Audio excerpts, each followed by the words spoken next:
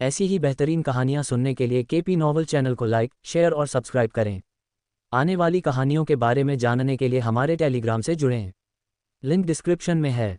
Chaos डिवाउरर system, अध्याय 351, मूर्ख मत बनो ज़ेरास।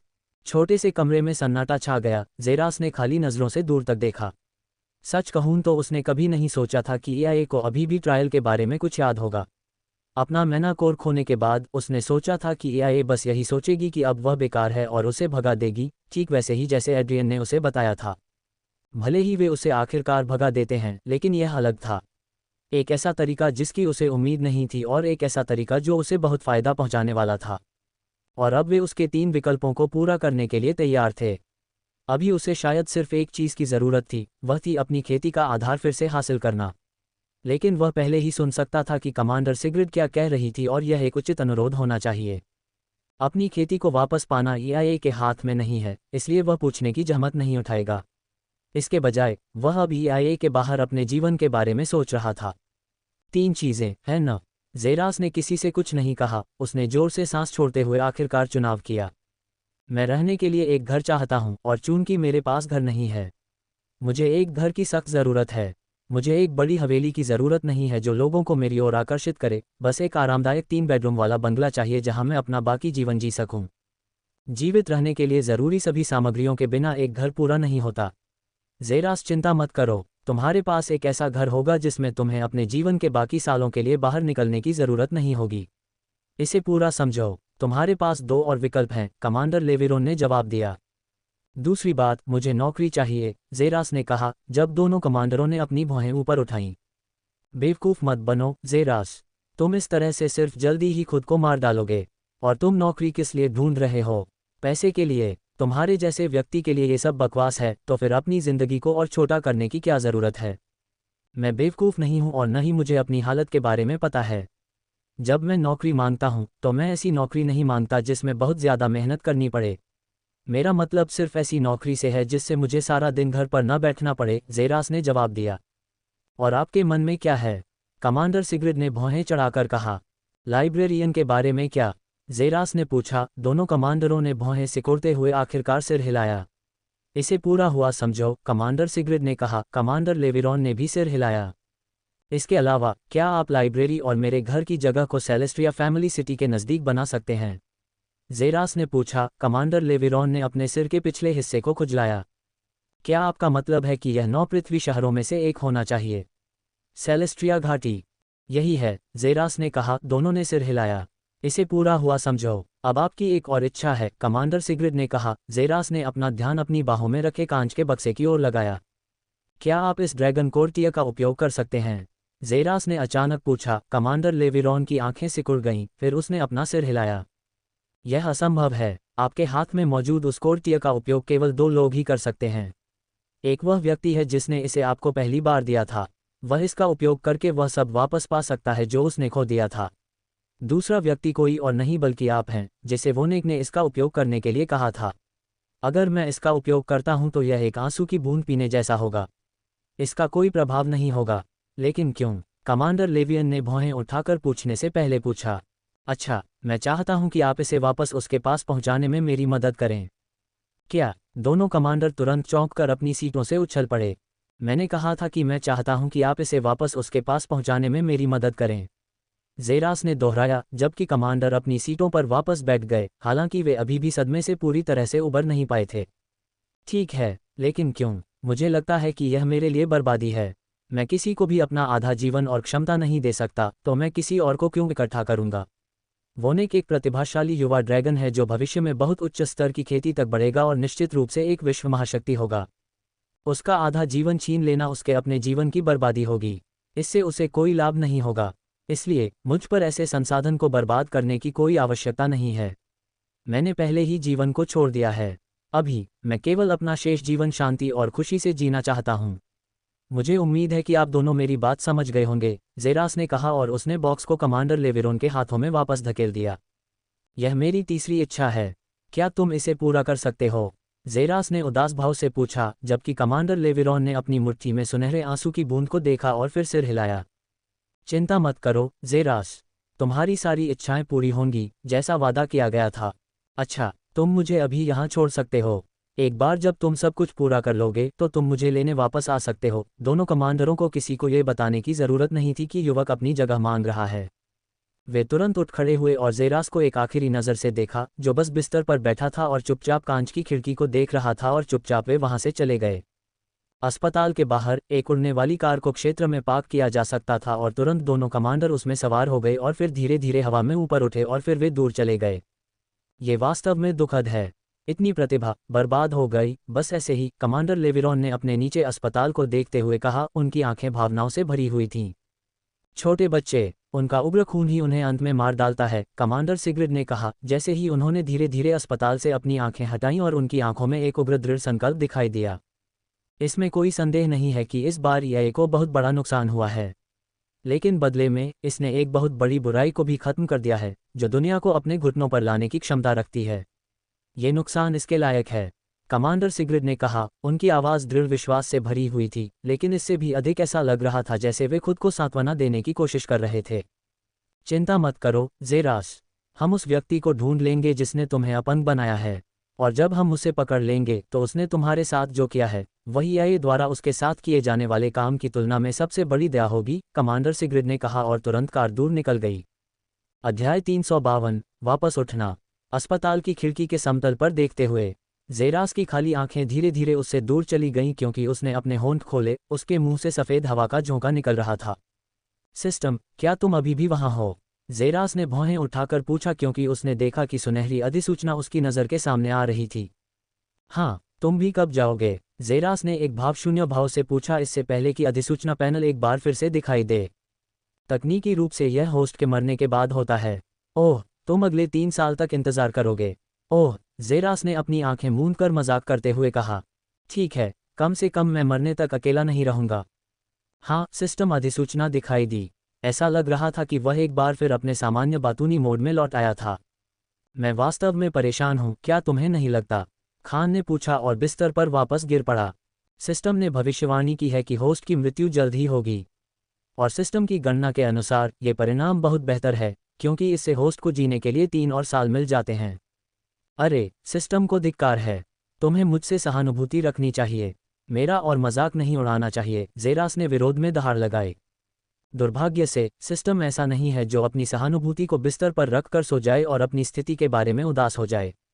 होस्ट को कई बार कहा गया है कि होस्ट को अपने जीवन को अधिक गंभीरता से लेना चाहिए और सभी विकर्षणों को दूर करना चाहिए, लेकिन होस्ट ने मना कर दिया है, ऐसा अभिनय करते हुए जैसे वह सिस्टम से ज़्यादा जानता है जो अनगिनत युगों से जीवित है। इसलिए सिस्टम बिल्कुल भी सहानुभूति नहीं रख सकता। सिस्टम ने पहले ही बहुत समय पहले परिणाम की भविष्यवाणी कर दी थी। आह, तुम जीत गए। मैं वास्तव में इसका खंडन नहीं कर सकता। तथाकथित दोस्तों ने बहुत निराश किया। खैर, कुछ को छोड़कर।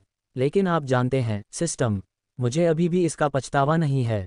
और ऐसा क्यों है? यही एकमात्र कारण था कि आपने अपना साधना आधार खो दिया। हाँ, शायद, लेकिन मुझे ये भी पता चला कि आपने क्यों कहा कि दोस्त बनाने की कोशिश करना समय की बर्बादी है।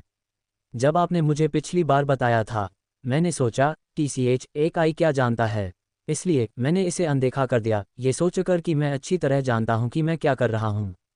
मैंने वह समय समर्पित किया जो प्रशिक्षण के लिए होना चाहिए था और इसे बेवकूफ़ी भरी चीज़ों पर लगा दिया। मैं कहूँगा कि मैंने केवल अपना सबक सीखा है, और कमांडर सिग्रिड भी सही थे। मेरा मतलब है कि अगर मैंने अपनी तथाकथित प्रतिभा दिखाने की कोशिश नहीं की होती तो मैं शायद एड्रियन का ध्यान आकर्षित नहीं कर पाता और फिर भी मेरा साधना आधार होता। लेकिन इससे मुझे एक और महत्वपूर्ण सबक भी मिला। दुनिया के सामने अपनी क्षमता साबित करने की इच्छा रखने में तकनीकी रूप से कुछ भी गलत नहीं है, लेकिन खुद को बचाने के लिए पर्याप्त ताकत के बिना ये बेवकूफ़ी है। अगर मैं कमांडरों की तरह होता तो वे सभी किसी भी स्थिति में तुरंत पूरी ताकत से आगे बढ़ने से नहीं डरते। वे काफ़ी मजबूत हैं और दुनिया के शिखर के करीब पहुंच चुके हैं, एक ऐसा स्तर जहां वे जो करते हैं उसका बहुत कम परिणाम होता है। मुझे चुपचाप साधना करनी चाहिए थी और उस अवस्था तक पहुंच जाना चाहिए था। एक बार जब मैं शिखर पर पहुंच जाऊंगा तो मैं पूरी ताकत से काम कर सकता हूं। महान प्रतिभा होने में कुछ भी गलत नहीं है, लेकिन जब तक आप अपनी गांठ की रक्षा नहीं कर सकते, अपनी प्रतिभा और क्षमताओं का दिखावा करना मौत की प्रतीक्षा करने के समान है। इससे भी अधिक अविश्वसनीय तथ्य यह है कि मैं एक दुश्मन संगठन में ऐसा कर रहा था जहां मैं एक जासूस के अलावा कुछ नहीं था। ये कितना बेवकूफ़ी भरा है, ज़ेरास ने अविश्वास भरे भाव से कहा। अब उसे अपनी हरकत समझ में आ गई और उसे एहसास होने लगा कि वह कितना बेवकूफ़ है। उसकी हरकतें बहुत बचकानी थीं और अब उसे ये भी समझ में नहीं आ रहा था कि वह पहली जगह में ऐसा बेवकूफ़ाना निर्णय कैसे ले सकता है। ऐसा लगता है कि मेजबान को आखिरकार कुछ समझ आ रही है। लेकिन क्या आप जानते हैं कि आप किस बारे में और भी सही हैं? कि आप एक बेवकूफ़ हैं। नहीं, यह मेरे बिस्तर पर अपनी गाड़ पर सोने और नाराज़ होने के बारे में है। ये समय की बर्बादी है। हो सकता है कि मैंने अपनी साधना का आधार खो दिया हो, लेकिन क्या इसका मतलब यह है कि मैंने सब कुछ खो दिया है? मैं बिस्तर पर बैठकर कैसे सोच सकता हूँ कि मेरा काम तमाम हो गया है? ज़ेरास ने पूछा और वह ज़मीन से उछलकर अपने पैरों पर खड़ा हो गया। एक घटिया एफ ग्रेड अनाथालय के लड़के से लेकर एक खराब चूहे की प्रयोगशाला तक, मैं ऊपर उठने और EIA द्वारा देखे गए सबसे महान प्रतिभाशाली लोगों में से एक बनने में सक्षम था। अगर मैं उस स्थिति से बच सकता हूँ, तो अब क्यों नहीं बच सकता जब मैंने अपनी साधना का आधार खो दिया है और मेरे पास जीने के लिए सिर्फ 3 साल और बचे हैं? मैं इससे क्यों नहीं बच सकता? मेरे पास जीने के लिए अभी भी 3 साल और बचे हैं, ज़ेरास ने खुद से कहा और अपनी भौहें सिकोड़ लीं। लेकिन पहले मुझे अपनी वर्तमान स्थिति के फायदे और नुकसान का विश्लेषण करना होगा। मैं आपकी मदद क्यों नहीं करता? ज़ेरा के चेहरे पर उदासी छा गई और अचानक सुनहरा नोटिफिकेशन दिखाई दिया। सबसे पहले, ये है, आपने अपना मैनाकोर खो दिया है। आपने अपने सभी जीन, अपने एब्सोल्यूट मॉर्फ जीन और अपने एस्ट्रल टाइटन जीन खो दिए हैं। दूसरे, आपके पास जीने के लिए सिर्फ यहाँ और साल बचे हैं। अगर आपने वह ड्रैगन टीयर ले लिया होता, तो आपके पास जीने के लिए 23 साल और होते। लेकिन अब जब आपने उसे वापस कर दिया है, तो आपके पास जीने के लिए सिर्फ यहाँ और साल बचे हैं। इसलिए आपके पास ज़्यादा समय नहीं बचा है और आप जल्द ही मर जाएंगे। ठीक है, इसका विश्लेषण करने के लिए आपका धन्यवाद, ज़ेरा ने कहा और नाक सिकोड़ते हुए कहा। सिस्टम कभी भी एक बार भी नहीं बदलता, ये हमेशा उसे और भी ज़्यादा नुकसान पहुंचाने की कोशिश करता है जब भी उसे नुकसान होता है। अब मैं आपको फ़ायदे बताता हूँ। सबसे पहले, यह है कि मैं अब EIA से बाहर हूँ। ये कैसे फ़ायदा है? ज़ीरा के होंठ ऊपर की ओर मुड़े तो सिस्टम नोटिफिकेशन पैनल दिखाई दिया। सबसे पहले, यह है कि नियमित EIA अधिकारियों के विपरीत, मैं एक कुलीन EIA सैनिक हूँ जो मुझे मेरी मृत्यु तक हमेशा के लिए EIA से बांध देता है। मैं सेवानिवृत्त नहीं हो सकता और मैं किसी अन्य सेना में शामिल नहीं हो सकता। चाहे ये कितना भी सुंदर लगे, मैं अभी भी हमेशा के लिए अनिवार्य रूप से EIA का गुलाम हूँ और मुझे अगले कम से कम 10 वर्षों तक उन जंजीरों से बचने की कोई उम्मीद नहीं है। लेकिन अब, मैं आज़ाद हूँ और खुद और तुम्हारे अलावा किसी और चीज़ से बंधा नहीं हूँ। क्या तुम समझ रहे हो? अध्याय 353, ज़ेरास, चाटुकारों का राजा। मैंने कभी ऐसा नहीं सोचा था। ऐसा इसलिए है क्योंकि आपने कभी EIA को नहीं छोड़ा। हम अंदर थे, इसलिए जब तक हम इससे बाहर नहीं निकल गए, तब तक हमें कोई समस्या नहीं दिखी। ये गुरुत्वाकर्षण की तरह ही है। कोई व्यक्ति तब तक नहीं जान पाएगा कि यह मौजूद है जब तक कि वह ज़मीन से कूदकर बाहर निकलने की कोशिश न करे। तभी इसका असर देखा जा सकेगा। अब जब मेरे साथ कोई संगठन नहीं है, तो यह वैसा ही है जैसे मैंने पहली बार शुरू किया था। सिर्फ मैं और सिस्टम, ज़ेरास ने अपने चेहरे पर मुस्कान के साथ सोचा। अब उसे ये भी यकीन नहीं था कि उस समय उसने जो निर्णय लिया था, वह सही था भी या नहीं। मेरा दूसरा फ़ायदा यह है कि अब से 3 साल बाद मैं पूरी दुनिया के लिए मृत घोषित हो जाऊंगा, ज़ेरास ने कहा, उसकी आंखों में चमक आ गई। अब से 3 साल बाद दुनिया मुझे मृत मान लेगी। EIA, 9 परिवार, सेलेस्ट्रिया परिवार, ये बिल्कुल वैसा ही है जैसा एड्रियन के साथ हुआ था। EIA ने सोचा कि वह मर चुका है और इससे उसे एक ऐसा संगठन बनाने का समय मिल गया जो उसके प्रतिद्वंद्वी हो सकता था। कभी कभी मृत घोषित किए जाने के अपने फ़ायदे हो सकते हैं। यह उन साधनों में से एक है जो अभी मेरे पास हैं। ऐसा साधन जो मेरे पास कभी नहीं होता अगर यह घटना कभी घटित होती, ज़ेरास ने मुस्कुराते हुए कहा। सिस्टम को ऐसा क्यों लगता है कि होस्ट कुछ बुरा करने की योजना बना रहा है? बुराई, यह एक कम आंकना है। इस बार, मैं एक बड़े धमाके के साथ उड़ जाऊंगा। सिर्फ इसलिए कि मैं अपंग हो गया, मेरा अंत हो गया। नहीं, ये तो बस शुरुआत है। और मेरे लक्ष्य वही रहेंगे। सिर्फ एक अपवाद यह है कि इस बार, मैं छाया से हमला करूंगा, और मेरे सभी दुश्मनों को पता भी नहीं चलेगा कि मैं मौजूद भी हूँ, ज़ेरास ने कहा और शैतानी मुस्कान उसके होठों पर इतनी छा गई कि वे उसके कानों तक पहुंच गए और उसकी गहरी आंखें और भी गहरी हो गईं। अरे, सिस्टम, ज़ेरास ने कहा और उसकी अभिव्यक्ति नर्म हो गई और उसकी बुरी आंखें पिल्ला जैसी आंखों में बदल गईं। क्या तुम्हें पता है कि एक समय था, मैं असहाय था, रसातल में फेंक दिया गया था, मेरा शरीर लकवाग्रस्त था और जीवन धीरे धीरे उसमें से रिस रहा था। क्या तुम्हें पता है कि ऐसा भी समय था? ज़ेरास ने पूछा, जब वह अधिसूचना पैनल के प्रकट होने से पहले अगले 3 सेकंड तक प्रतीक्षा कर रहा था। हाँ, और जब मैं मर रहा था, अपनी कब्र में कदम रखने से 1 इंच दूर, हमेशा के लिए बर्बाद होने से 1 इंच दूर, मेरे सामने एक रोशनी खिल उठी, मेरे जीवन का एक देवदूत। वह आया और उसने मुझे बचाया। उसने मुझे अनंत विनाश और घोर अंधकार से बचाया जो मुझे निगलने की धमकी दे रहा था। वह मेरे जीवन का उद्धार करता था। क्या तुम जानते हो वह कौन था? ज़ेरास ने उदास भाव से पूछा। मुझे नहीं पता, सिस्टम ने उत्तर दिया और ज़ेरास ने खुद पर बुरी तरह मुस्कुराया, हालांकि उसने अपना उदास चेहरा बनाए रखना सुनिश्चित किया। मेरे तुच्छ, बेकार जीवन का उद्धार करता, सर्वोच्च स्वर्ग से देवदूत, वह व्यक्ति कोई और नहीं बल्कि आपका सिस्टम था। आप पूरी असीम आकाशगंगा में सबसे शक्तिशाली रक्तरेखा को ले जाने वाली सबसे शक्तिशाली प्रणाली हैं। आप एक मूर्ख हैं। अराजकता भक्षक प्रणाली पहले स्थान पर एकमात्र प्रणाली है और ये ताकामागाहरा में सबसे शक्तिशाली रक्तरेखा है। न केवल आपकी छोटी अनंत आकाशगंगा, सिस्टम ने उस पर पलटवार किया और ज़ेरा का चेहरा उतर गया। मेरी धृष्टता को माफ़ करें। आखिरकार मेरा छोटा दिमाग आपकी शक्ति को कैसे समझ सकता है? ज़ेरास ने और भी ज़्यादा चाटुकारिता की।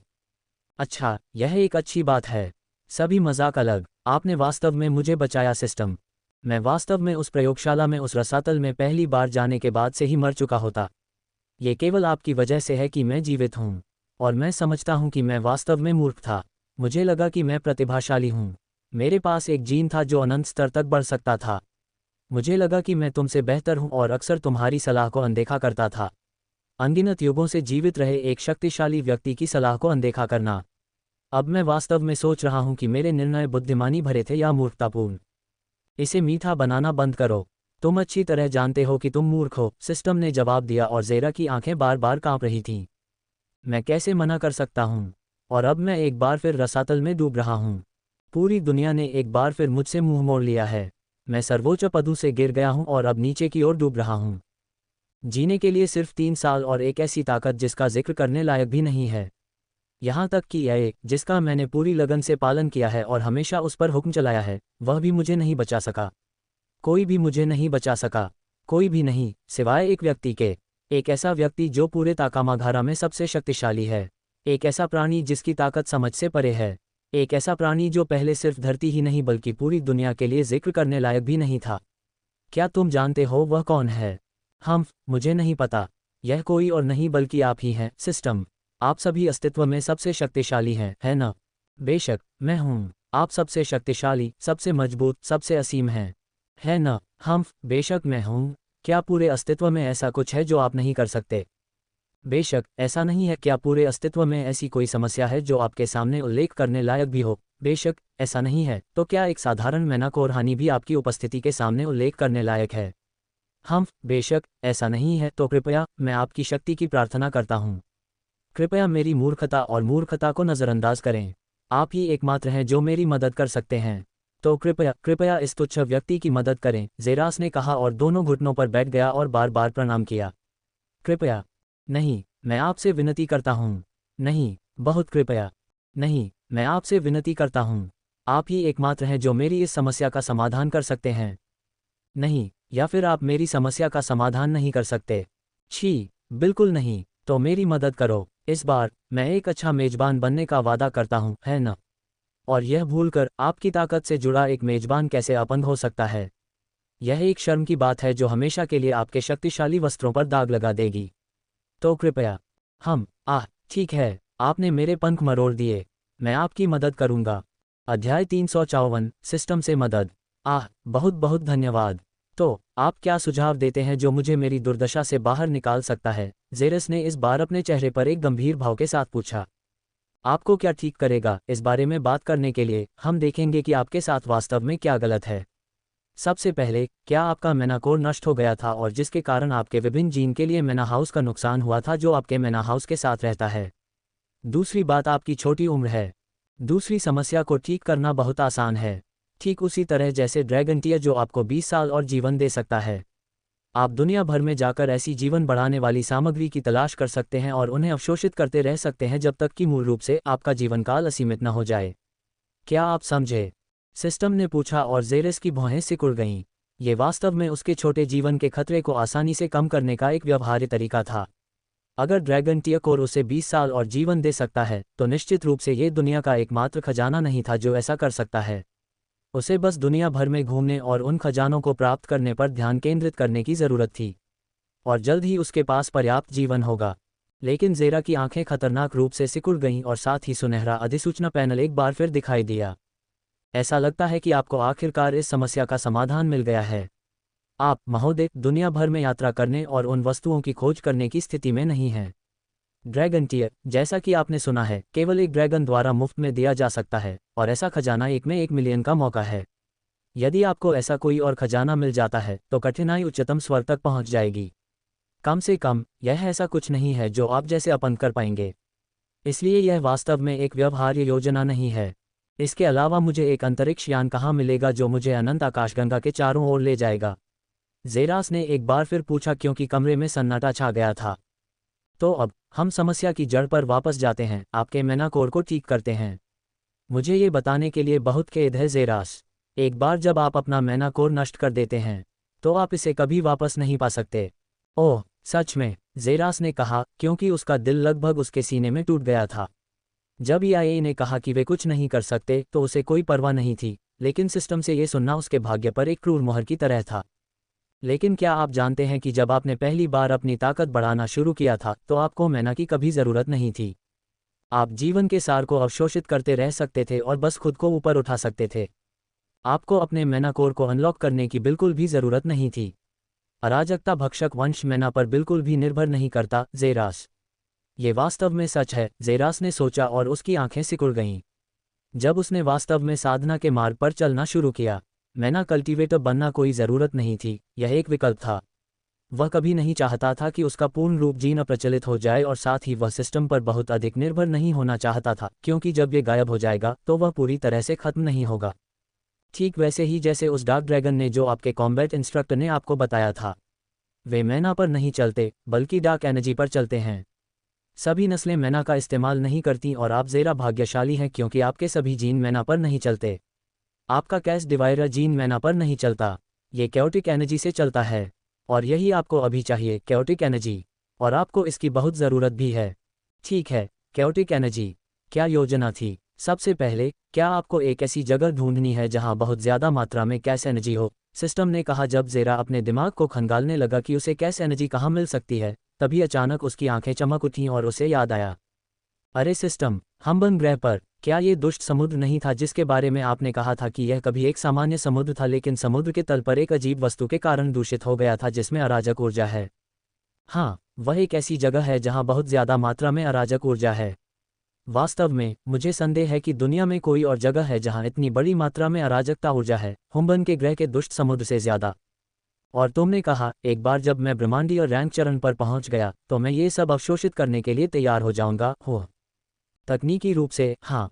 एक बार जब आप ब्रह्मांडीय और रैंक चरण पर पहुंच गए तो आप सब कुछ अवशोषित करने में सक्षम होंगे, और यह आपकी खेती को सीधे गैलेक्सी रैंक चरण तक बढ़ा सकता है। दुर्भाग्य से आपने वह मौका खो दिया है जब आपका मैनाकोर नष्ट हो गया। ये वास्तव में सिरदर्द है। लेकिन अगर मैं तब तैयार नहीं था तो मैं इसे अवशोषित करने के लिए कैसे तैयार हो सकता हूँ अब जब मैंने अपनी सारी खेती खो दी है? क्या मैं समुद्र में उन अराजक प्राणियों की तरह नहीं रह जाऊंगा? बहुत शक्ति होने के बावजूद सभी बुद्धिमत्ता से वंचित, ज़ेरास ने भौहें सिकोड़ते हुए पूछा। उसे अभी भी याद है कि पिछली बार जब वह समुद्र में था तो उसने तुरंत नीचे की ओर भागने और जिम्मेदार वस्तु को अवशोषित करने की कोशिश की थी, लेकिन उसे बताया गया था कि वह सिस्टम द्वारा अराजक प्राणियों में से एक बनकर मर जाएगा। शक्तिशाली लेकिन बिना किसी बुद्धि के, और उनकी बुनियादी बुद्धि अधिक अराजक ऊर्जा ढूंढ रही होगी। उसके लिए यह मौत से भी बदतर था। ये वास्तव में सच है। 90% संभावना है कि आपकी सारी बुद्धि छीन ली जाएगी और आप एक नासमझ राक्षस बन जाएंगे। और इससे भी अधिक यह है कि आपने अपना मैनाकोर खो दिया है, जो वह स्थान था जहां अराजक ऊर्जा होनी चाहिए थी। लेकिन अब आपके पास इसे संग्रहित करने के लिए कोई जगह भी नहीं है, आपको इसे अपने शरीर के भीतर संग्रहित करना होगा। यह एक जोरदार धमाके के साथ फटने से पहले कुछ सेकंड भी नहीं टिकेगा। अरे, मुझे यकीन है कि आपने इसे इतनी जल्दी मारने के लिए मेरी उम्मीदें नहीं जगाईं। तो इसका समाधान क्या है? एक सच्चे अराजकता भक्षक में विकसित होना। अध्याय 355, एकमात्र रास्ता। एक सच्चे अराजकता भक्षक में विकसित होना। क्या? सुनहरा अधिसूचना पैनल दिखाई दिया और ज़ेरा की आंखें चौंककर चौड़ी हो गईं। क्या तुम भूल गए हो कि तुम सिर्फ एक आधे बच्चे हो जिसके पास मानव जीनोम का 50% और अराजकता भक्षक जीनोम का 50% है? मैं नहीं भूला हूँ, ज़ेरास ने संक्षेप में उत्तर दिया। अच्छा, अपने शरीर के भीतर इतनी बड़ी मात्रा में अराजक ऊर्जा को समाहित करने में सक्षम होने के लिए आपको एक सच्चे अराजकता भक्षक होना होगा। केवल एक सच्चे अराजकता भक्षक का शरीर ही इतनी मात्रा में ऊर्जा को अवशोषित करने में सक्षम होगा। लेकिन मैं ऐसा कैसे करूं? मुझे पता है कि मुझे 20वें स्तर पर पहुंचने के बाद विकसित होना चाहिए था, लेकिन यह अभी भी असंभव है क्योंकि अब आप जानते हैं, सब कुछ अपनी प्रारंभिक क्षमताओं के 5% तक कम हो गया है। जेरास ने अनिश्चित नज़र से उत्तर दिया। एक सच्चा कैस भक्षक बनना, ये भावना निस्संदेह एक शानदार भावना थी जो उसे अगले स्तर की ताकत प्रदान करेगी, लेकिन जेरास उस खबर से खुश नहीं था। जीवन में वह जिस चीज़ से सबसे ज़्यादा डरता था वह थी एक सच्चा कैस भक्षक बनना। उसे एक सताती हुई भावना थी, ऐसा होने के बाद वह फिर कभी वैसा नहीं रह पाएगा। सिस्टम अपनी वास्तविक कार्यक्षमता के 5% तक कम हो सकता है, लेकिन इसका मतलब यह नहीं है कि यह अब सक्रिय नहीं है। आपको उस बार को भरने और लेवल 20 तक पहुंचने के लिए खोज करनी होगी, और मुझे वास्तव में नहीं पता कि उस तक पहुंचने में कितना समय लगेगा यदि सिस्टम आपको दिए जाने वाले सामान्य EXP का केवल 5% ही पुरस्कृत करेगा। मेरा अनुमानित हिसाब कहता है कि यदि आप पूरी ताकत से आगे बढ़ते हैं तो आप 2 साल में उस बार को भर लेंगे। लेकिन पूरी ताकत से आगे बढ़ने का मतलब होगा हर गुजरते सेकंड के साथ खोज को पूरा करना। आप जानते हैं कि यह असंभव है। खोज हमेशा नहीं होती। मुझे उन्हें उत्पन्न करने के लिए खुद को एक चुनौतीपूर्ण स्थिति में रखना होगा, और ऐसा हर गुजरते सेकंड में नहीं होता है। जेरास ने जोर से सोचा। मुझे खुशी है कि आप ये जानते हैं। तो कम से कम आपको पता है कि बार को पूरा करने में आपको लगभग 3 साल लगने चाहिए। सौभाग्य से आपके पास जीने के लिए 3 और साल हैं। बिल्कुल सही है ना? नहीं नहीं, ये बिल्कुल सही नहीं है। बिल्कुल भी सही नहीं, ये बहुत जोखिम भरा है। क्या होगा अगर मैं 3 साल में जल्दी से जल्दी खोज पूरी नहीं कर पाया? मैं मर जाऊंगा। जेरास ने जोर से दहाड़ लगाए। अरे, आपको उम्मीद नहीं थी कि यह आसान होगा, है ना? आपने अभी सब कुछ खो दिया है। आपको खुश होना चाहिए कि आपके संकटों से बाहर निकलने का एक तरीका भी है। मैंने जोखिम बता दिया है जेरास, अब ये पूरी तरह से आपके हाथ में है। जेरास ने जोर से सांस छोड़ी क्योंकि उसके सिर में भयानक सिरदर्द था। और कोई दूसरा रास्ता नहीं है। जेरास ने कहा, मुझे डर है कि कोई नहीं है। आपको 3 साल के भीतर उस बार को भरना होगा। फिर आप हुम्बन ग्रह पर जाएंगे और आप एक सच्चे अराजकता भक्षक में विकसित होने के लिए मालेवोलेंट सागर में अराजक वस्तु का उपयोग करेंगे। उसके बाद आप अपने शरीर में सभी अराजक मन को संग्रहित करने में सक्षम होंगे। काश यह उतना आसान होता जितना आपने सूचीबद्ध किया है। मैंने 1 साल से खेती भी शुरू नहीं की है और अब मुझे अगले 3 सालों के लिए विभिन्न खोज पूरी करनी है। और अगर मैं खोज पूरी भी कर लेता हूँ तो मैं हुम्बन ग्रह पर कैसे पहुँचूंगा? और अगर किसी तरह मैं वहां पहुंचने में सक्षम हो गया तो मैं मालेवोलेंट समुद्र में कैसे बचूंगा, उस कोर तक पहुंचने के लिए जहां वस्तु है। उस समुद्र के भीतर कॉस्मिक रैंक स्टेज मछलियां हैं और वे मुझे एक ही घूंट में निगल सकती हैं। मैं उनकी नाक के पास से कैसे चल सकता हूं और उस वस्तु को कैसे छीन सकता हूं जो उनके विकास के लिए जिम्मेदार है, और उम्मीद कर सकता हूं कि मैं जिंदा बच जाऊंगा। ये बहुत जोखिम भरा है। मैं इस पर बहस नहीं कर रहा हूं। लेकिन जेरास, अगर तुम इसे कर सकते हो और तुम सच में सफल हो। क्या तुम्हें याद है जब मैंने तुमसे कहा था कि ये 9 परिवार और पूरी पृथ्वी चीज़ों के भव्य चरण में महत्वहीन है? एक बार जब तुम एक सच्चे कैश डिवोरा में विकसित हो जाते हो तो तुम समझ जाओगे कि वह भव्य चरण क्या है। तुम समझ जाओगे कि तुम वास्तव में क्या हो, शक्ति क्या है, और SSS ग्रेड रक्तरेखा वाले होने का सही अर्थ क्या है। ऐसा नहीं है कि मैं इसे करने से मना कर सकता हूँ। एक बार जब मैं एक सच्चा कैश डिवोरा बन जाऊंगा तो मेरे पूर्ण रूप से मॉर्फ जीन और मेरे एस्ट्रल टाइटन जीन का क्या होगा? जेरास ने अचानक पूछा। ठीक है, तुम्हारे दोनों जीन मैना पर काम करते हैं, लेकिन एक बार जब तुम कैश डिवोरा बन जाते हो उनके साथ 2 चीज़ें हो सकती हैं। या तो वे पूरी तरह से बाहर निकल जाते हैं। कैश डिवोरा जीन बहुत घमंडी होता है और इसने तुम्हारे उन दोनों बेकार जीन को केवल इसलिए अनुमति दी थी क्योंकि यह तुम्हारे DNA के केवल 50% पर हावी था। एक बार जब यह तुम्हारे DNA के 100% पर हावी हो जाता है, ये कहना सचमुच कठिन है कि क्या यह आपके जीन को बने रहने देगा। सिस्टम ने जवाब दिया और जेरा का दिल ठंडा हो गया। दूसरी संभावना यह है कि यह आपके जीन को बनाए रखेगा और उन्हें मन के बजाय अराजक ऊर्जा द्वारा चलाया जाएगा। और क्या ऊर्जा स्रोत के परिवर्तन से उनमें भी बदलाव नहीं आएगा? जेरास ने भौहें चढ़ाकर पूछा। बेशक ऐसा होगा। अराजक ऊर्जा मन के विपरीत है, इसलिए आप उम्मीद कर सकते हैं कि आपके जीन उस नकारात्मकता को ग्रहण करेंगे जो वे थे। संक्षेप में, वे फिर कभी वैसे नहीं होंगे, सिस्टम ने जवाब दिया और जेरास ने खाली देखा। ठीक है, ये कम से कम पहले विकल्प से बेहतर है। अब जब आप जानते हैं कि आप क्या करने जा रहे हैं, क्या आप इसके लिए जाने वाले हैं? हाँ, और इस बार मैं पूरी कोशिश करूंगा, जेरास ने कहा और अपने पैरों पर खड़ा होकर दरवाजे की ओर बढ़ा। तभी अचानक सुनहरे रंग का अधिसूचना पैनल एक बार फिर दिखाई दिया। समय आधारित खोज जारी की गई है। बारबरेन और स्तर 20 तक पहुंचे। पुरस्कार: 1 सच्चे अराजकता भक्षक में विकास। 2 दुकान अंततः अनलॉक हो जाएगी। समय: 3 वर्ष। दंड: मृत्यु। अध्याय 356 वोनिक द ग्लूटोनस ड्रैगन। ड्रिंग ड्रिंग ड्रिंग। अलार्म घड़ी की आवाज़ पूरे विशाल सुसज्जित बेडरूम में गूंज रही थी, जहां एक अजीब जानवर दिखाई दे रहा था। हर बार जम्हाई लेने पर उसकी नाक से तेज गड़गड़ाहट वाली बर्फ और सफ़ेद बालों के गुच्छे निकल रहे थे। जानवर का पूरा शरीर लगभग 3 मीटर की चौंकाने वाली लंबाई तक पहुंच गया था और उसका पूरा शरीर सुंदर सुनहरे तराजू से ढका हुआ था जो रात के आसमान में सितारों की तरह खूबसूरती से चमक रहे थे। उसके चेहरे पर एक विशाल खर्राटे की आवाज़ थी जिसमें नुकीले दांतों की कतारें और नोक पर एक छोटी सुनहरे रंग की नाक थी। अलार्म घड़ी की आवाज़ ने बिस्तर पर पड़े विशालकाय जानवर को हिला दिया और धीरे धीरे अपनी आंखें खोले बिना उसके हाथ ऊपर उठे और उसके सुनहरे रंग के पंजों में से एक ने बाहर निकलकर स्टॉप बटन पर टैप किया, जिससे पूरे कमरे में बजना बंद हो गया। इसका विशाल मुंह चौड़ा हो गया और एक अंतहीन ब्लैक होल दिखाई दिया, क्योंकि जानवर ने अपनी सुनहरी रंग की आंखें खोलने से पहले जोर से जम्हाई ली।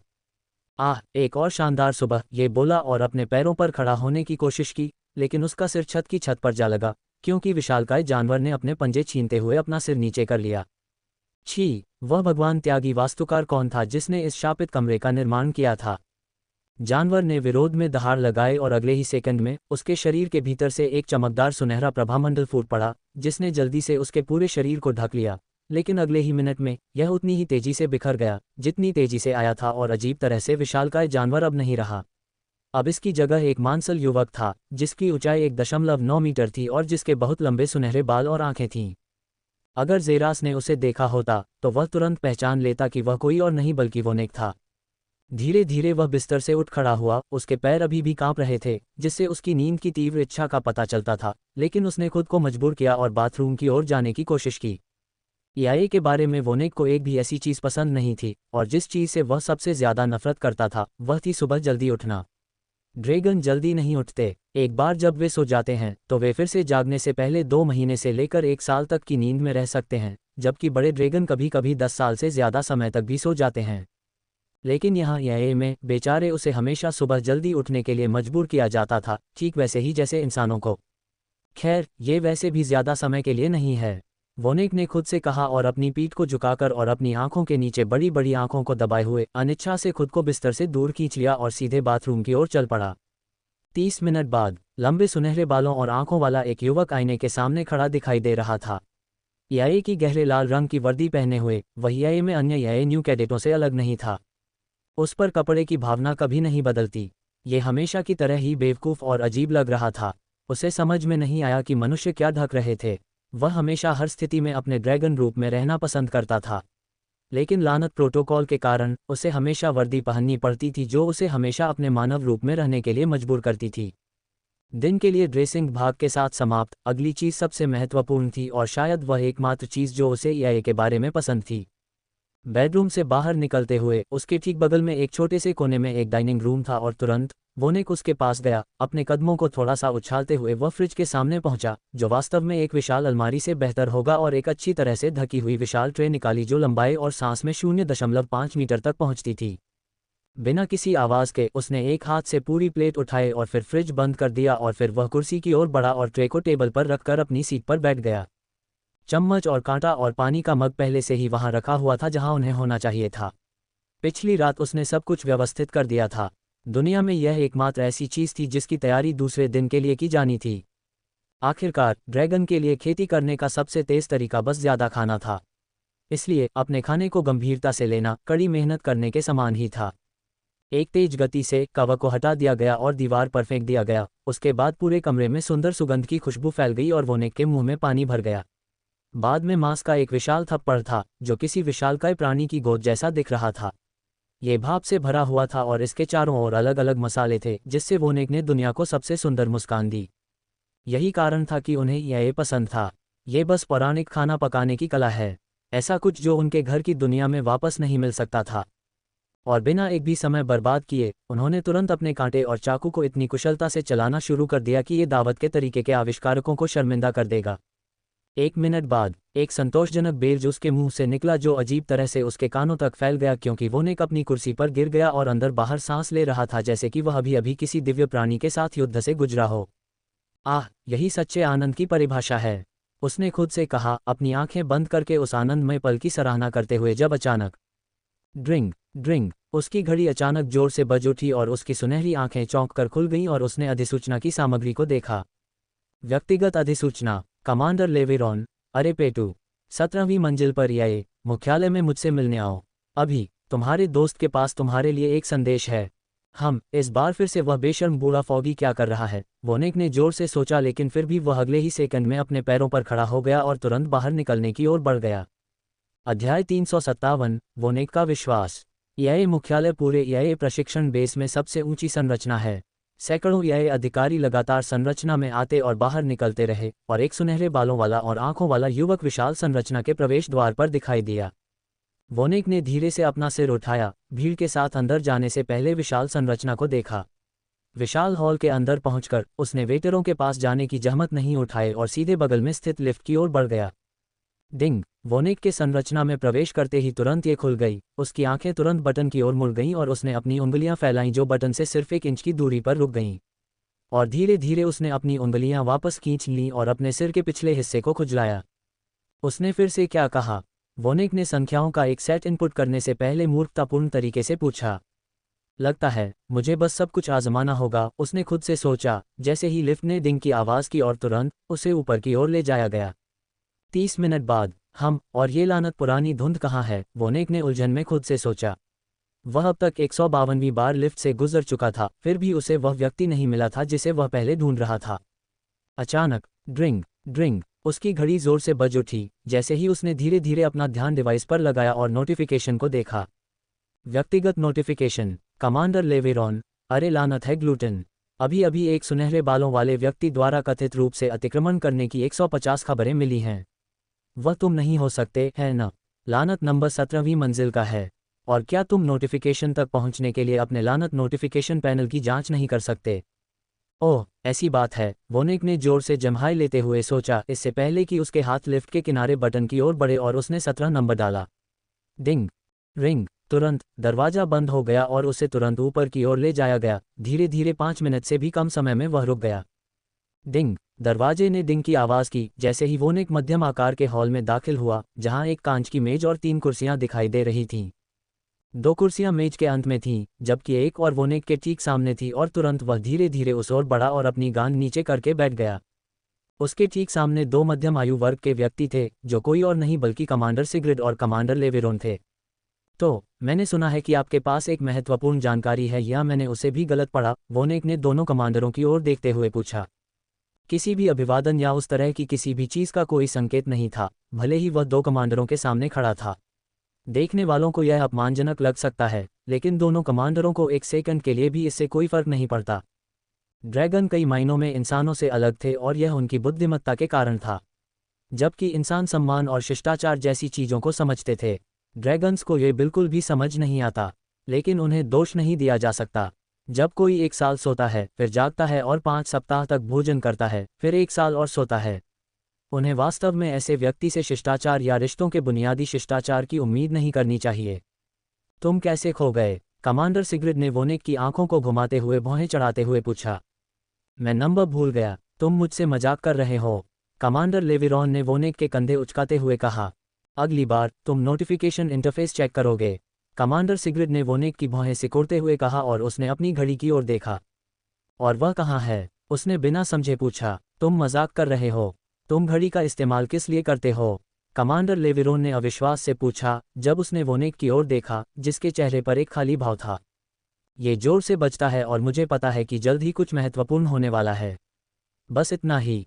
तुम सच में एक ड्रैगन हो? कमांडर सिग्रिड ने उसे यह बताने से पहले कहा कि घड़ी कैसे काम करती है। 2 मिनट बाद, बहुत बढ़िया, वोनेक ने कहा, जबकि दोनों कमांडरों ने उसकी ओर आंखें घुमाईं। इसे कभी मत भूलना और अपने आप को सिरदर्द से बचाओ। अब हम ये जानने की कोशिश करते हैं कि हम दोनों यहाँ क्यों हैं, कमांडर सिग्रिड ने कहा, जबकि वोनेक के कान तुरंत खड़े हो गए और वह अपनी गंभीरता को पुनः प्राप्त कर लिया। सबसे पहले, क्या ये? कमांडर लेवेरोन ने कहा, जबकि बीच में एक सुनहरा आंसू की बूंद के साथ एक कांच का डिब्बा अचानक उसके हाथों में दिखाई दिया।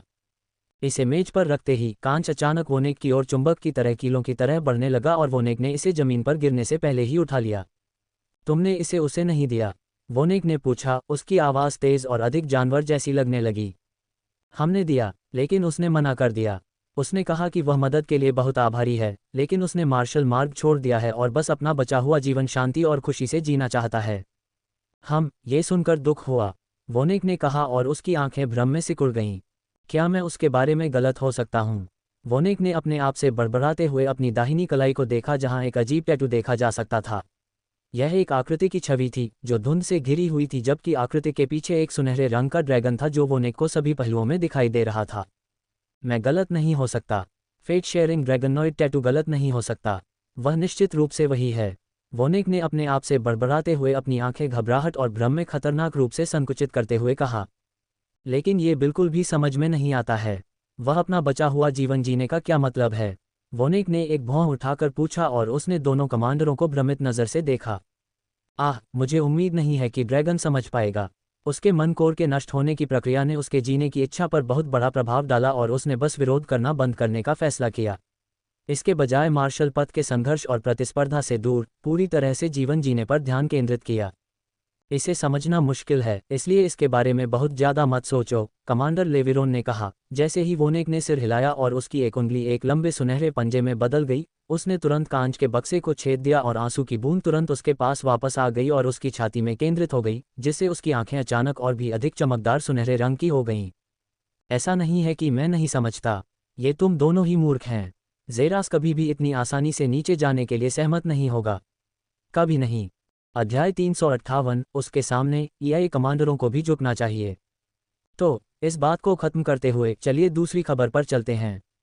कमांडर सिग्रिड ने वोनिक के सिर हिलाने पर कहा, तुम्हारे परिवार ने तुम्हें वापस घर बुला लिया है, और वह अनुरोध कोई और नहीं बल्कि तुम्हारे पिता का है। गोल्डन सम्राट, कमांडर लेविरोन ने वोनिक की भौहें चढ़ाते हुए समझाया। वह आखिरकार अपनी नींद से जाग गया है, उसने चौंकते हुए पूछा, क्योंकि दोनों कमांडरों ने सिर हिलाया। तुम्हें पता है कि तुम्हारे परिवार ने पहले ही तुम्हें वापस घर बुला लिया है या अपने कोर टीयर ड्रॉप को किसी बेकार इंसान के साथ साझा करने के लिए कहा है। अगर उसके पास वह कोर टीयर वापस नहीं होता तो तुम बर्बाद हो जाते, खासकर अब जब गोल्डन सम्राट जाग गया है। कमांडर सिग्रिड ने वोनिक के कंधे उचकाते हुए कहा। मुझे अपने फैसले खुद लेने हैं, उसने जवाब दिया और धीरे धीरे अपने पैरों से उठ खड़ा हुआ। मैं कब जाऊंगा? उसने दोनों कमांडरों से पूछा और उन दोनों ने एक ही समय पर जवाब दिया। अभी। ठीक है, चलो चलते हैं, उसने जवाब दिया और तुरंत ही वह दरवाजे से बाहर निकल गया और लिफ्ट में चढ़ गया और जल्दी से गायब हो गया। गोल्डन सम्राट को नींद से जगाया गया है जबकि उसका बेटा एक इंसान को अपना गोल्डन कोर ड्रॉप देने की कोशिश कर रहा था। कुछ अजीब है, कमांडर लेविरोन ने कहा, जिससे कमांडर सिग्रिड की आंखें सिकुड़ गईं। सच है, मुझे लगता है कि यह पैतृक ड्रैकोनिक मूल द्वार के कारण हो सकता है जो जल्द ही खुलने वाला है। ये सभी विभिन्न ड्रैगन जातियों को उत्साहित कर रहा है और कई ड्रैगन नींद से जाग रहे हैं। ड्रैगन के राजा जेड ड्रैगन सम्राट के जागने में बस कुछ ही समय बाकी है, लेकिन इसका हमसे ज़्यादातर कोई लेना देना नहीं है। अब तक ड्रैगन अपनी सीमाएं पार नहीं करते हैं, हम भी अपनी सीमा में ही रहेंगे, कमांडर सिग्रिड ने कहा और दोनों कमांडर अपने पैरों पर खड़े हो गए और जल्दी से गायब हो गए, कमरे को मौत के सन्नाटे में वापस छोड़ दिया। 3 महीने बाद ईआई प्रशिक्षण बेस हमेशा की तरह चलता रहा। कैडेट अपनी कक्षाओं में जाते हैं और बचा हुआ समय दोस्तों के साथ बिताते हैं, जबकि ईआई अधिकारी अपना ज़्यादातर समय अलग अलग मिशन पूरा करने में बिताते हैं। ईआई के स्थानिक खेती कक्ष में पूरा क्षेत्र अंतरिक्ष का एक विशाल खालीपन था जो पूरे क्षेत्र में फैला हुआ था। दूरी पर विभिन्न सितारों की रोशनी जगह को बहुत रोशन करती हुई देखी जा सकती थी, लेकिन अंतरिक्ष में जो अजीब था वह एक अविश्वसनीय रूप से चमकीला तारा था जो बेहद भेदने वाली नीली रोशनी से भरा हुआ था जो पूरे अंतरिक्ष में फैल रही थी। अगर कोई इस नीले तारे को देख सकता है और सीधे इसके अवरोध को भेद सकता है तो उसे एक आकृति दिखाई देगी। लंबे चांदी के बालों वाला एक युवक जो उसके पीछे तैर रहा था और उसके पूरे शरीर पर एक विशालकाय जानवर का एक अजीब नीला टैटू था। टैटू से नीली रोशनी धड़कते हुए दिल की तरह स्पंदित होती थी, जिससे ऊर्जा की एक निरंतर लहर पैदा होती थी जो पूरे अंतरिक्ष में प्रवेश करती थी, जिससे अंतरिक्ष उसकी शक्ति के नीचे बहता था। अचानक नीली रोशनी की 2 भेदी किरणें पूरे अंतरिक्ष में फैल गईं, सैकड़ों मील दूर तक फैल गईं, इससे पहले कि रोशनी धीरे धीरे फीकी पड़ जाए और बैठे हुए युवक की अविश्वसनीय रूप से सुंदर नीली आंखें आखिरकार सामने आ गईं।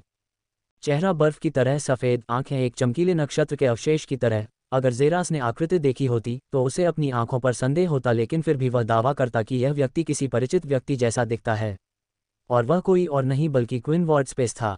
नीली ऊर्जा के अवशेषों को पकड़े हुए बासी सफ़ेद हवा उसके मुंह से निकली जब उसकी आंखें दूर तक देखने लगी, इससे पहले कि वह अपनी आंखों पर हाथ रखे।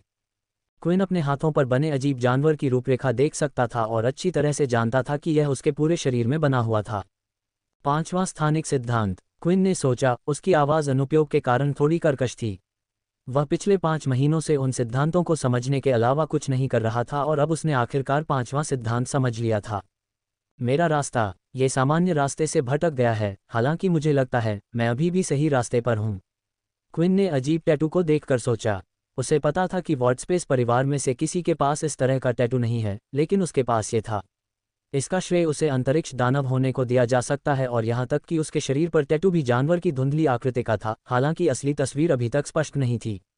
खोलो, उसने फुसफुसाया और तुरंत काबूम! पूरे अंतरिक्ष में एक मध्य ब्रह्मांडीय रैंक के मंच की भयावह आभा फैल गई, क्योंकि अंतरिक्ष खुद कांच के टुकड़ों की तरह बिखर गया, सिर्फ उसकी आभा के निकलने से।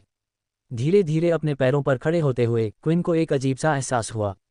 ऐसा लगा जैसे उसके आसपास का अंतरिक्ष पूरी तरह से उसके पूर्ण नियंत्रण में था, क्योंकि उसने अचानक अपने हाथ फैलाए और एक सरल इच्छा के साथ अंतरिक्ष उसके सामने पानी की तरह अलग हो गया, क्योंकि उसके हाथ अंतरिक्ष के आवरणों को भेदते हुए शून्य में गायब हो गए। मैं आखिरकार इस अवस्था में पहुंच गया हूं। शून्य से फिसलने की अवस्था। एकदम सही समय की बात करें, उसने भावशून्य भाव से सोचा। जब क्विन ने अंतरिक्ष की ओर देखा और महसूस किया कि ईआईए के हवाई क्षेत्र के ऊपर खड़े अंतरिक्ष के सामने 3 आकृतियां दिखाई दे रही हैं। कुल 3 आदमी बिल्कुल भी आभा नहीं बिखेर रहे थे। Ring ring. ईआईए में हर संरचना में तीव्र अलार्म की आवाज़ गूंज उठी, क्योंकि ईआईए के सभी अधिकारी तुरंत संरचनाओं से बाहर निकल आए और तेजी से आसमान की ओर बढ़ गए। अलार्म की वह आवाज़ घुसपैठ की आवाज़ थी और कोई व्यक्ति जो हज़ारों राडार को सचेत किए बिना प्रशिक्षण बेस में प्रवेश कर सकता था, जो उन्हें सचेत करने के लिए बनाए गए थे, उनके चेहरे पर तुरंत ही सतर्कता लाने के लिए काफ़ी था। और यहाँ तक कि ईआईए में मौजूद ग्रैंड कमांडर भी आसमान में उड़ गए। लेकिन जब उनके कानों में ये शब्द गूंजे तो उन्हें ज़्यादा चिंता करने की ज़रूरत नहीं पड़ी। मेरे अपमानजनक घुसपैठ को माफ़ करें। मुझे उम्मीद है कि आप सभी बुरा नहीं मानेंगे। ये शब्द उनके ऊपर गूंजे और 5 कमांडरों ने अपने सिर उठाए, जहां 3 आदमी धीरे धीरे नीचे उतरे, लेकिन तुरंत ही उनके चेहरे बदल गए जब उन्होंने बीच में खड़े चांदी के बालों वाले आदमी को देखा। और तुरंत ही उन सभी ने अपना सिर झुका लिया। हम ईआईए कमांडर शून्य स्थान सम्राट को सम्मान देते हैं। अध्याय 359 शून्य स्थान सम्राट। सभी ईआईए कमांडरों ने एक ही समय में एक व्यक्ति को प्रणाम किया। इस वास्तविकता ने सभी अन्य ईआईए अधिकारियों को चौंका दिया, क्योंकि उन्होंने हवा में खड़े 3 लोगों को देखा और आश्चर्य किया कि वे कौन या क्या थे। सभी ईआईए कमांडरों के लिए यह पर्याप्त वर्णन था, लेकिन उन्होंने शून्य स्थान सम्राट का नाम भी सुना, जिसे वास्तव में अधिकांश लोगों ने पहले कभी नहीं सुना था। लेकिन शून्य स्थान नाम निश्चित रूप से कुछ ऐसा था जो उन्होंने सुना था, जो 9 परिवारों में तीसरे स्थान पर था। और तब ये सब क्लिक हुआ। शून्य स्थान परिवार में एकमात्र व्यक्ति जो ईआईए कमांडरों के लिए झुकने के योग्य था, केवल एक ही हो सकता था। शून्य स्थान परिवार का कुलपति। कृपया तुरंत उठें, शून्य स्थान सम्राट ने कहा, क्योंकि सभी कमांडर तुरंत अपने पदों से खड़े हो गए। मुझे आशा है कि आप सभी को मेरे द्वारा प्रवेश करने से पहले आपके गेट पर दस्तक न देने से कोई आपत्ति नहीं होगी। मुझे पता है कि यह ठीक नहीं है, लेकिन मैं थोड़ी जल्दी में हूं और मैं यहाँ जो करने आया हूँ वह आपके दरवाजे पर दस्तक देने और आपको इस तरह के महत्वहीन मामले के लिए परेशान करने के लायक नहीं है, शून्य स्थान सम्राट ने कहा, और उसकी आंखों में कोई भी तिरस्कार या उसके इर्द गिर्द कुछ भी नहीं देख सकता था। जिस तरह से वह मुस्कुराया, उससे उसकी सद्भावना का पता चला और कोई भी गर्व का कोई संकेत नहीं देख सकता था। हर कोई, आप जो कर रहे थे उसे वापस कर दें। ईआईए सुरक्षित है। अधिसूचना सभी अधिकारियों की घड़ी पर दिखाई दी, क्योंकि वे सभी जल्दी से तितर बितर हो गए और जल्द ही वे केवल कमांडर और ईआईए में 3 आगंतुक थे। क्या हम पूछ सकते हैं कि आज आपके सम्मान ने हमें अपनी उपस्थिति से क्यों सम्मानित किया है? कमांडर सिग्रिड ने शून्य स्थान सम्राट को हिलाते हुए पूछा। आप मेरी बहुत चापलूसी कर रहे हैं। मैं यहाँ अपने एक परेशान करने वाले बच्चे के लिए आया हूँ। क्विन शून्य स्थान। मैं उसे अब वापस घर लाने का इरादा रखता हूँ, शून्य स्थान सम्राट ने कहा, और ईआईए कमांडर का चेहरा तुरंत बदल गया। मुझे डर है कि यह असंभव है। ये कुछ ऐसा है जिसके बारे में आप अच्छी तरह से जानते हैं, आपका सम्मान। हम अपने छात्रों को बाहर नहीं देते, कमांडर सिग्रिड ने जवाब दिया, और सम्राट के पीछे खड़े 2 लोगों ने अपनी आंखें सिकोड़ लीं। लेकिन ईमानदारी से कहूं तो वे भी अच्छी तरह से जानते थे कि ईआईए वास्तव में अपने छात्रों को किसी को नहीं देता है, चाहे वे कितने भी करीबी क्यों न हों। और जबकि शून्य स्थान सम्राट अपना रास्ता बना सकता है, क्योंकि आसपास के समूह में कोई भी उसका मुकाबला नहीं कर सकता था, यही ईआईए के साथ युद्ध का संकेत होगा, जो भयानक बल के साथ जवाब देगा।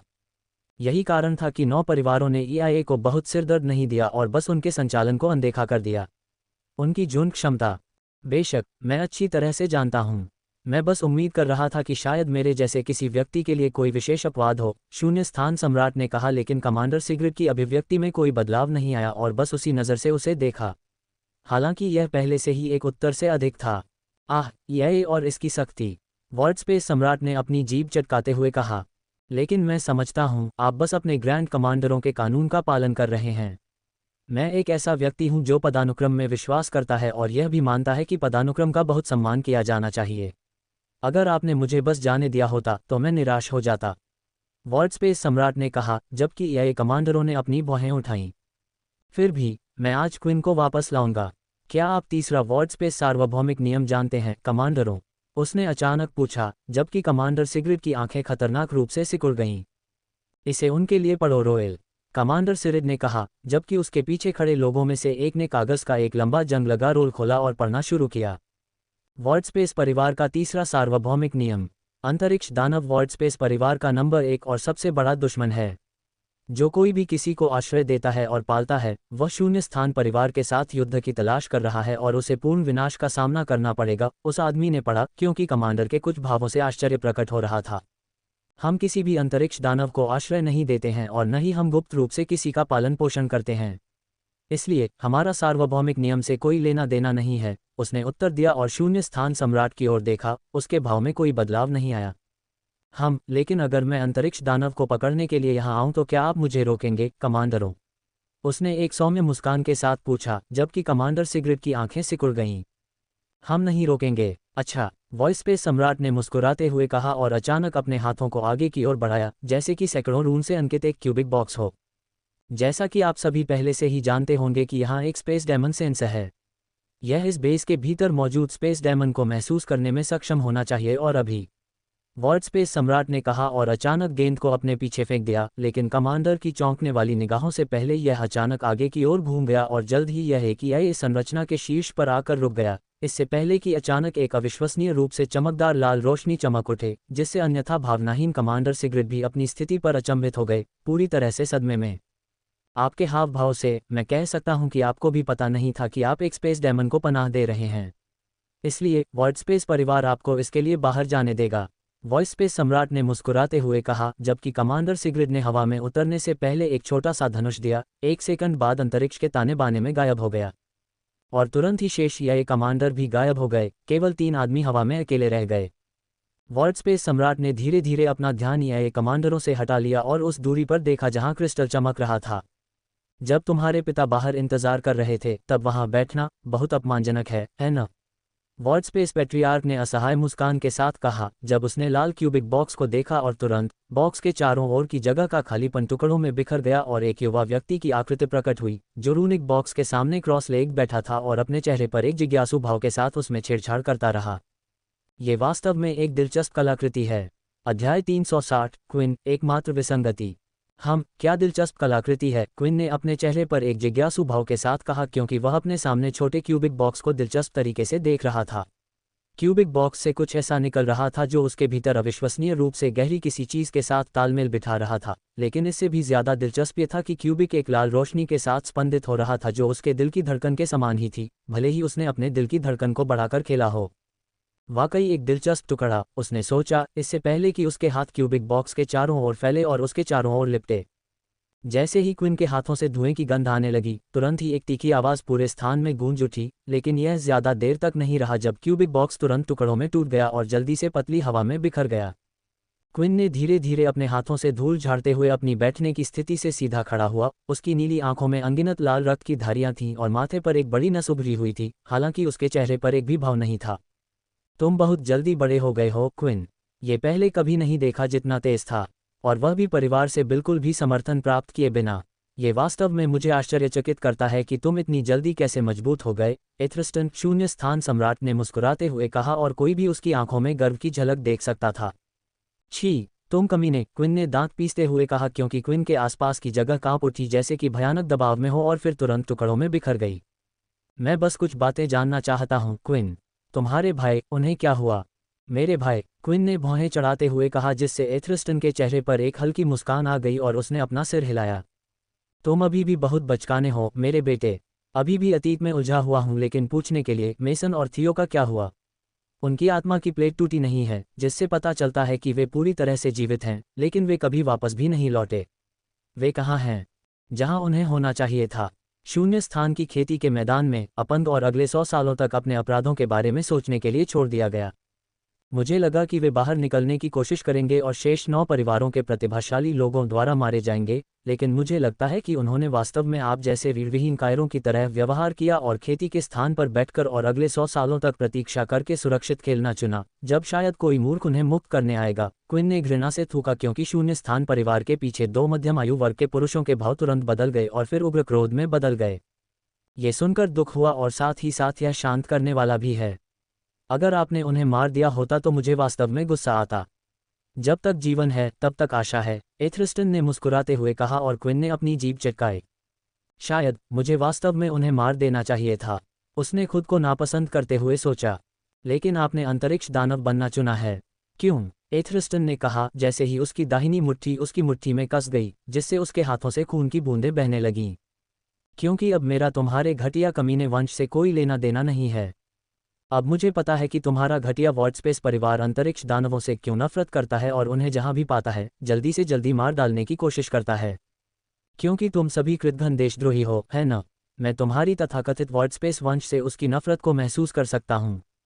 और अब मैंने तुम्हारे शून्य स्थान के खून के हर एक औंध से पूरी तरह से छुटकारा पा लिया है जो मेरे अंदर है, क्विन ने एक क्रूर मुस्कान के साथ कहा, जिससे एथरिस्टन की आंखें पूरी तरह से लाल हो गईं क्योंकि पूरी दुनिया अचानक पूर्ण शांति की स्थिति में चली गई और यहाँ तक कि आकाश में बादल भी अपने कदमों पर रुक गए, जैसे कि वे सभी अचानक समय में फंस गए हों। और यहाँ तक कि यह कमांडर जो बहुत दूर से इस आदान प्रदान को देख रहे थे, उनके चेहरे पर तुरंत बदलाव आ गया।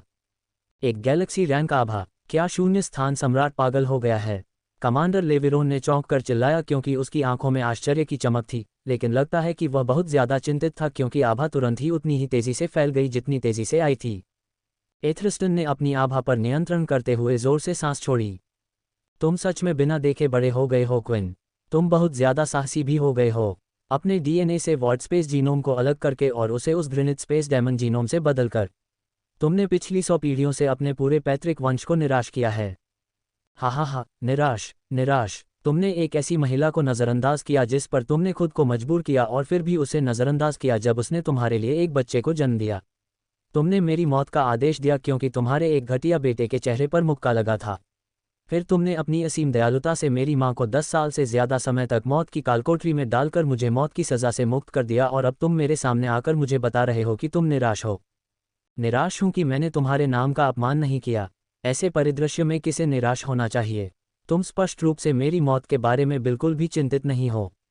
तब नहीं जब तुमने मुझे पहली बार में ही मार डालने के लिए कहा था। और शायद तुम यहाँ नहीं आते अगर तुम्हारे बेटे के गायब होने की वजह से नहीं। और अगर मैं इतना मजबूत नहीं हो जाता तो तुम मुझे बेटा भी नहीं कहते।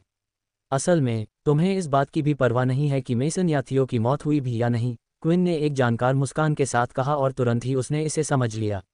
एथरिस्टन की आंखों में जो आश्चर्य की चमक चमकी वह उतनी ही तेजी से गायब हो गई जितनी तेजी से आई थी।